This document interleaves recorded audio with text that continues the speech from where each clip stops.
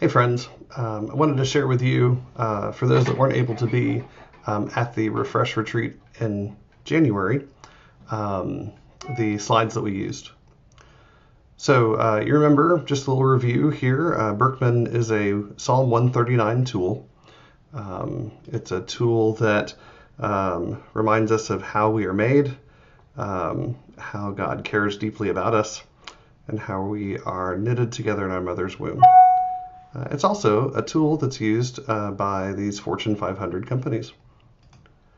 Also remember that you can't pass or fail your personality test. You are who you are. Also, it's kind of like a mirror.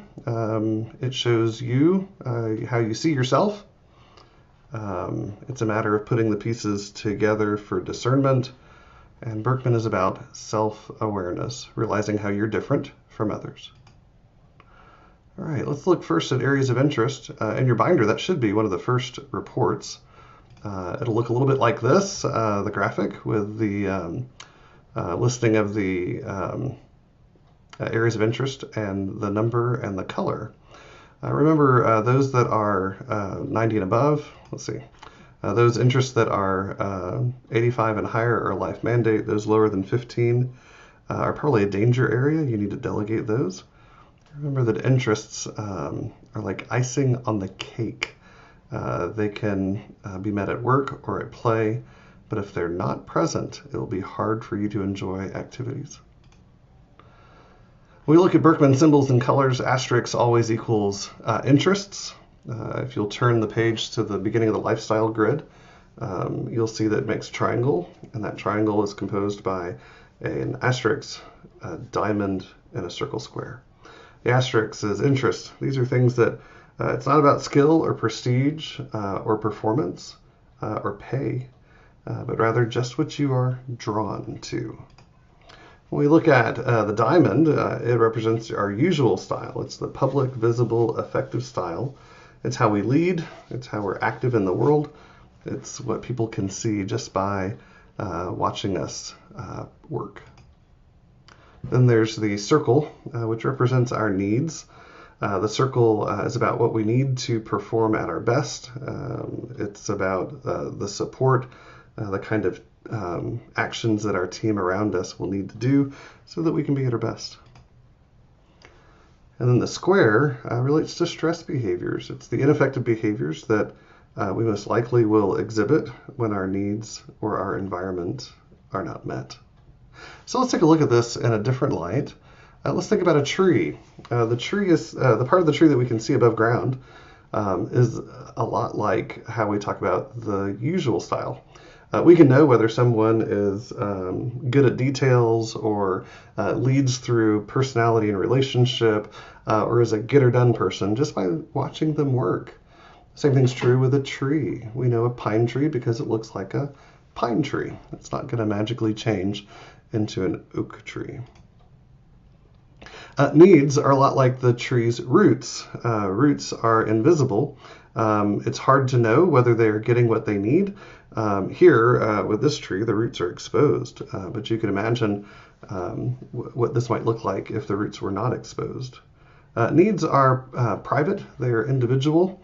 They are things that we have to tell people how to help us meet them because they cannot see it on their own. Then stress. Stress is represented by the square, but it's kind of like when the tree wilts. I can always remember we had some azaleas in the front yard in Bel Air, and they seemed to never give any indication before they wilted. And they would just lose the will to live, kind of like this picture here. And as soon as you watered them, they'd perk right back up. But it was always annoying. Seemed like they would crash right before that sweet blue-haired church member would come by and tell me I wasn't taking care of the parsonage yard. So remember, Birkman can be used as a stress management tool. Just go back and look at that lifestyle grid. As long as we get our needs met, which is the roots, we're able to pull off our best, which is our usual style. But if we don't get our needs met, then we will become ineffective and stress behaviors will hamper our productivity. So let's look at the lifestyle grid. It's Birkman at 30,000 feet. satellite pictures of you. You can see on the grid there are 4 quadrants with 4 colors. The red are doers. Let's see, hang on a second. Reds are doers, greens are talkers or relationship people, and yellows are detail or counters, and blues are thinkers or dreamers. We look at another way. This is a mathematical plot, and so the corners, the outside corners, would be the deepest red, deepest green, deepest blue, deepest yellow. As you come towards the middle, it's more of a chameleon effect or a less standardized effect. Also, when you get closer to the boundaries between colors, say like between red and yellow, yellow and blue, blue and green, or green and red, we find that we start borrowing over the color. So it's a blend as we get closer to those places. Again, just to remember, the asterisk represents your interests, which you're drawn to. The usual represents your style of leadership or activity. And needs is your support or your environment that you thrive in. And the square represents your stress reactions. So one of the things I did on the last day of this January Refresh Retreat was say, if I only had an hour, where would you spend time in the binder? So if I only had an hour, here's 3 suggestions. The first suggestion is, if I only had an hour, I would go to the stress pages in my binder. So if you go further than the tab, we put a tab in your binders. The tab marks the placing of your coaching report. I believe the stress pages are right before the binder, and the coaching report is right after the binder. So if you'll find your stress pages, they should look like this. This is mine. This first page of the stress pages is pretty uniform. It's describing for you the 4 basic areas where stress pages address interpersonal relationships, schedules and details, conflict, decision making.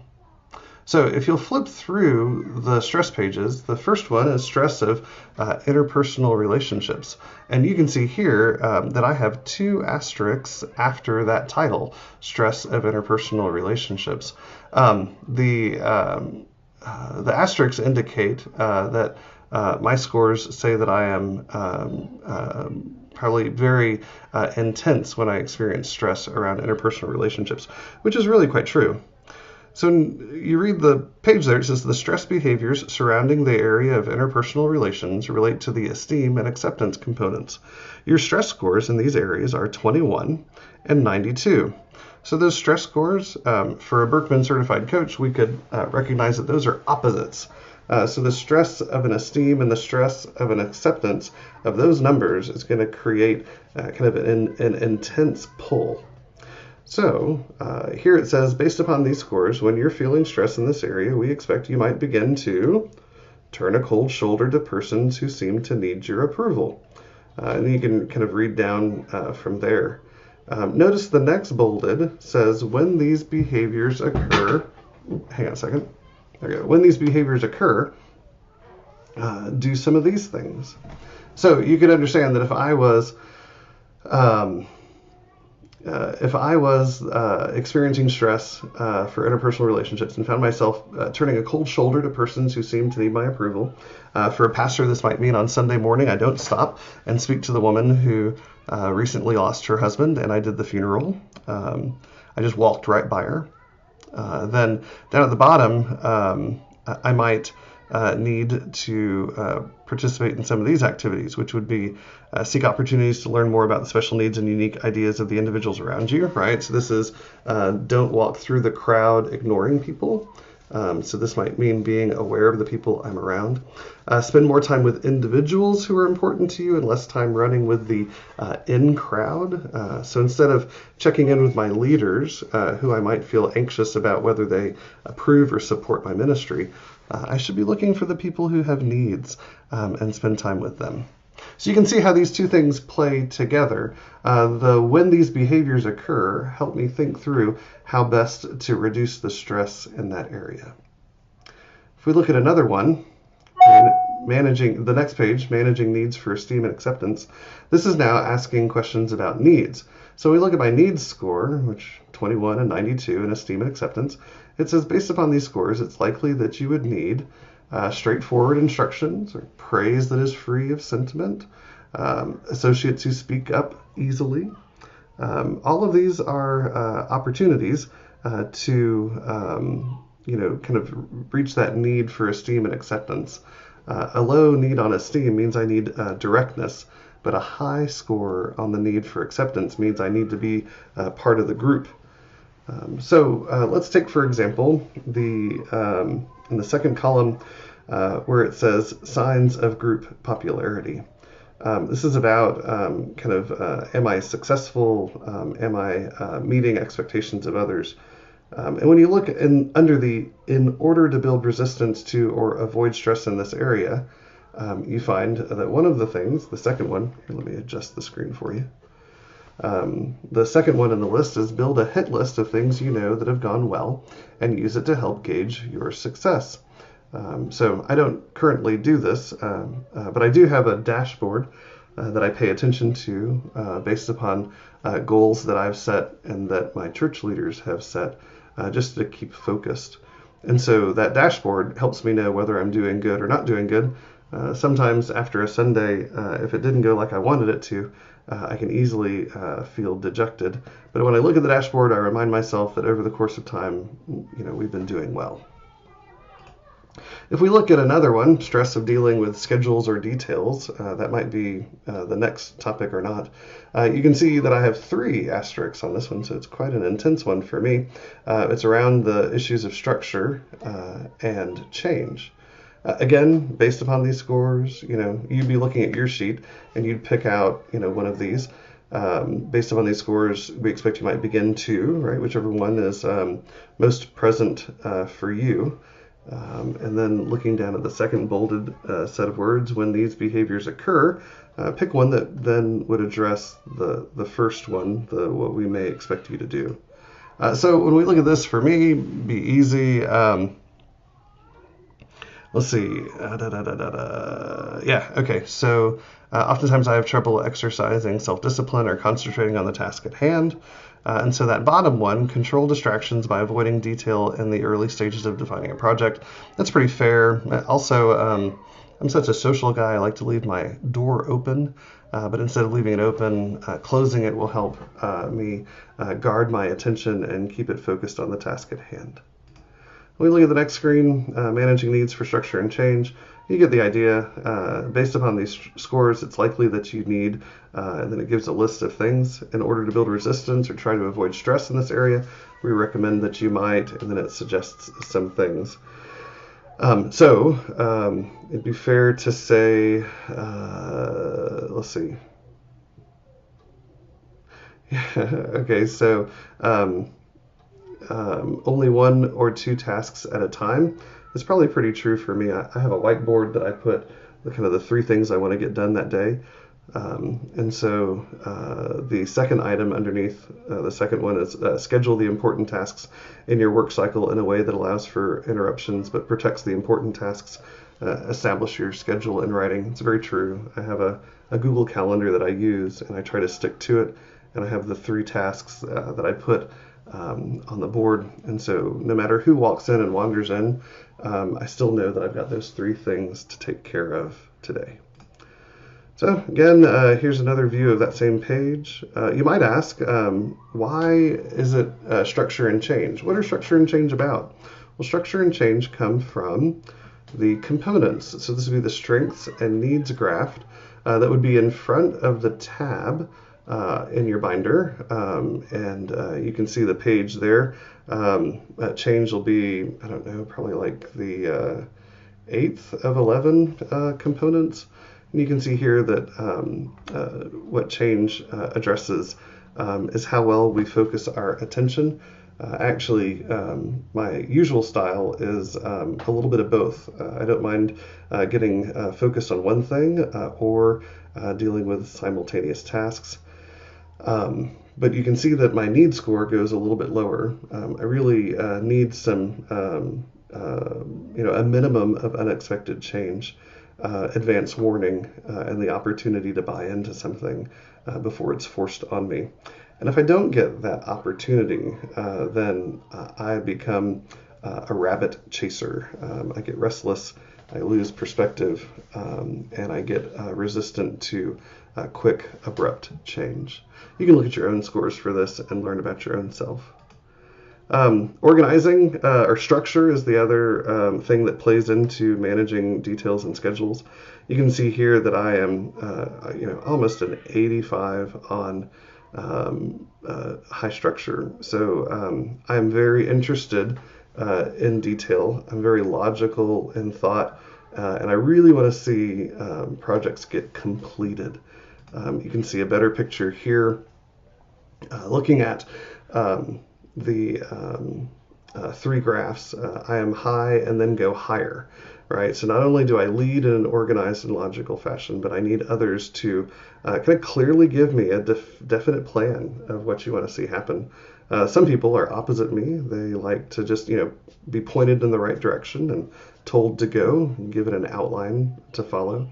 But I'm really somebody who wants some predictability and some clarity when people ask me to go and do things. If I don't get that, I get some fear of uncertainty, overemphasis on detail, and will become a little ugly.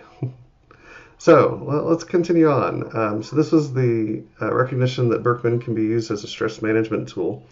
This was that first way that I'd say if you had an hour to use, spend time with the stress pages. And to review what we did, we located in the back of our binder the stress pages. We started with the topic that had the most asterisks, and we read the page and worked the process.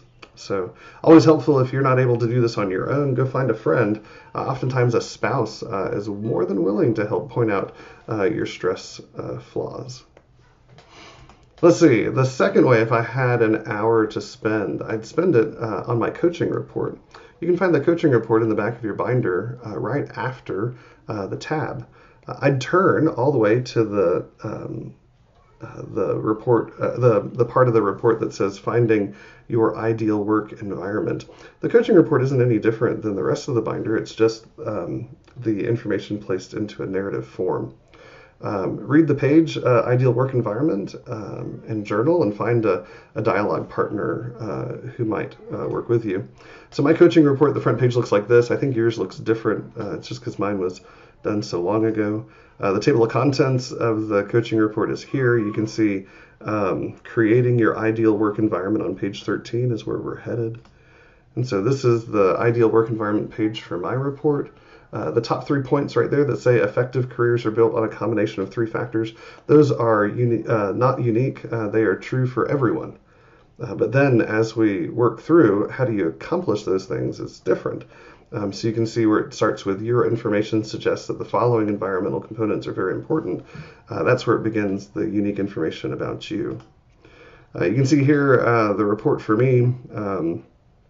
I need opportunities for hands-on tasks with direct, assertive communication style and quick decision making. It's very true. I tell my staff, don't bring me decisions that have 3 options. I want 2 options. 3 options is too much. No ambiguity. It needs to be black and white, right or wrong. If you're not sure exactly what the options are, I tell my staff, then you need to think a little bit harder on what you're asking for me to decide. I don't read tea leaves. I can't see into the future. And I hire them to be the expert in the field. You can also spend some time by turning a few more pages and looking at the work-life balance sheet. This is a wonderful, it's actually a checklist that you can use. Here, let me move the view down a little bit. So here's my list for work-life balance. It actually also stretches on to the next page. Apparently I have a lot of things that I need to make sure I don't screw up. These are, this is the opposite of golf. You want to be able to not say yes to these things, right? So I find myself spending more time on work-related projects, not a good thing. I often feel I don't have any time for myself, not a good thing, right? So you can take this every month and kind of use it as a gauge for how well you're handling work-life balance. If you're keeping score, here's the other items on my list, 13, 14, and 15. If you keep turning in the coaching report, you'll find that there's a place for potential issues.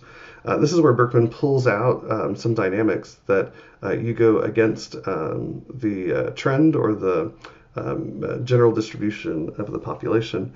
It gives you a chance to kind of look at some very significant issues that might not have occurred to you.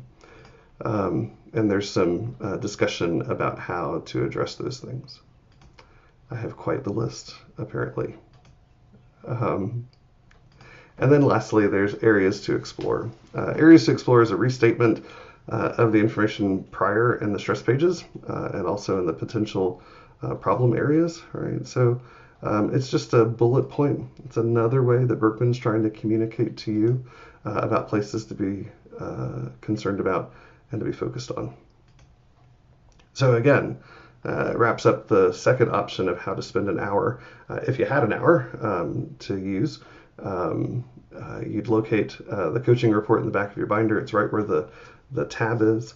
You locate your finding your ideal work environment. You'd read that page and journal, and if necessary, find a dialogue partner. The third way that I would use the Birkman, if I only had an hour to look, is I would locate the lifestyle grid. I'd find the pages titled Your Interests and Your Usual Style, and I'd read those pages and reflect on whether those items are true for me and what I might need to do to make them true. So notice the lifestyle grid. It has 4 basic colors, red, blue, and green, and yellow.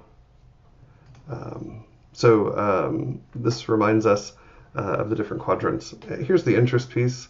On either side, you can see the general statements about each of the quadrants. Find which quadrant you're in, and examine is your day-to-day life, whether it's at work or at home, allowing you for an opportunity to do those types of interest activities. When we look at your usual style, this is where your diamond is. So find your diamond and ask, is this working? Am I able to be these things? And then go to your needs. And this is really probably the crucial one.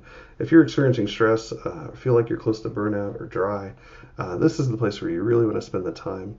I'm actually a red, and so I need to make sure that my day-to-day opportunities include a chance to feel like I'm doing a lot, clear-cut situations, clearly defined authority. I don't have to be in charge, but let me know who is.